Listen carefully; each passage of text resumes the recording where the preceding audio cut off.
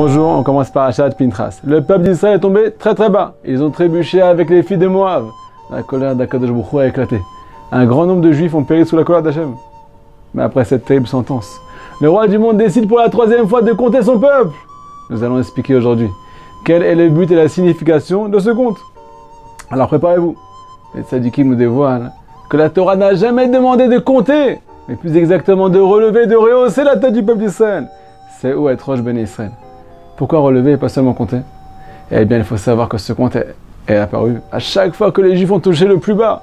Après être sortis d'Égypte, après la faute du veau d'or, et enfin, lorsqu'ils ont trébuché avec les filles de Moab. De ce fait, ils ont besoin d'être relevés, car nous dévoile Orachim Akadosh. La faute a pour conséquence de réduire et de rabaisser l'état spirituel de la personne. Mais maintenant, on se pose tous la question, en quoi un simple compte a la capacité de relever celui qui a touché le fond? Il va nous dire Rabbi Nathan de Breslev, comme tu peux le constater, à chaque compte, Akadosh Baruch Hu a pris soin de citer le nom de chaque famille du peuple d'Israël. Pourquoi le nom? Eh bien, il faut savoir que le nom représente l'âme de la personne.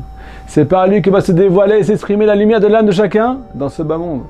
En citant le nom de chacun, Akadosh Baruch Hu a voulu relever et leur rappeler que le peuple d'Israël est composé d'un corps, mais aussi d'une âme. Le corps pousse à la faute car il est matériel, mais l'âme nous pousse et nous tire vers Akadosh Baruch Hu.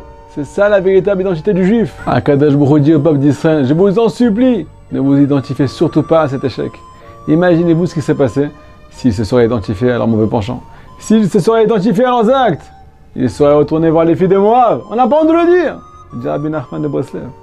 La stratégie du Yetzer Hara, c'est de te faire baisser les bras en te faisant prendre conscience de la réalité. Bah écoute, t'es tombé 1 fois, 2 fois, 3 fois, 10 fois. Ça suffit la comédie maintenant. C'est pas pour toi. Il fait en sorte que tu t'associes à ton mal, et non pas à la beauté de ton âme. Et là, le juif, il fait une raison. Mission accomplie, le Yetzer Hara est maintenant sûr que tu n'oseras plus jamais désirer à évoluer. Comme vous pouvez le constater, dans les dernières générations, nous vivons une petite contradiction. D'un côté, un Yetzer Hara gros comme une maison. Des tentations à n'en plus finir. On passe les détails. Mais d'un autre côté, on peut voir un peuple qui n'a jamais autant été assoiffé de spiritualité. Un peuple qui ne désire qu'une seule chose, retourner vers Akadosh Baruch Hu, comme ça n'a jamais été le cas. Alors comment ça marche? Décide-toi, tu veux ou tu veux pas? Me dit Rabbi Nachman de Breslev.